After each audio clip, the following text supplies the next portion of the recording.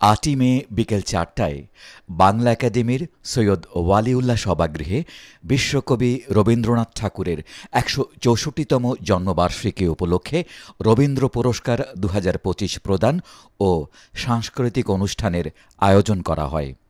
অনুষ্ঠানে স্বাগত ভাষণ দেন বাংলা একাডেমির মহাপরিচালক অধ্যাপক মোহাম্মদ আজম। রবীন্দ্রনাথ একজন বিশুদ্ধ উদার নৈতিক মানবতাবাদী,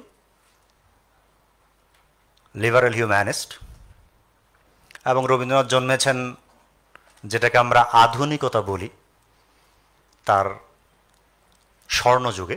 রবীন্দ্রনাথ ও বঙ্গভঙ্গের রাজনীতি শীর্ষক একক বক্তৃতা দেন গবেষক ও সাহিত্য সমালোচক অধ্যাপক সৈয়দ আজিজুল হক।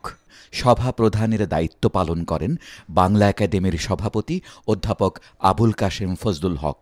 এরপর অনুষ্ঠানে রবীন্দ্র সাহিত্যের গবেষণায় ডক্টর অসীম দত্ত এবং রবীন্দ্রসঙ্গীতে চর্চায় শিল্পী এএমএম মহিদুজ্জামান চৌধুরী ময়নাকে রবীন্দ্র পুরস্কার ২০২৫ প্রদান করা হয়। পুরস্কারপ্রাপ্ত লেখকের হাতে পুষ্পস্তবক, সনদ, সম্মাননা স্মারক ও পুরস্কারের অর্থমূল্য ১ লক্ষ টাকার চেক তুলে দেন বাংলা একাডেমির সভাপতি আবুল কাশেম ফজলুল হক ও মহাপরিচালক মোহাম্মদ আজম।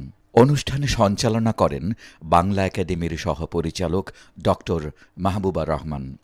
এরপর মনোজ্ঞ সাংস্কৃতিক অনুষ্ঠানে সঙ্গীত পরিবেশন করেন শিল্পী অনিমা রায়, মানসী সাধু এবং আশরাফ মাহমুদ।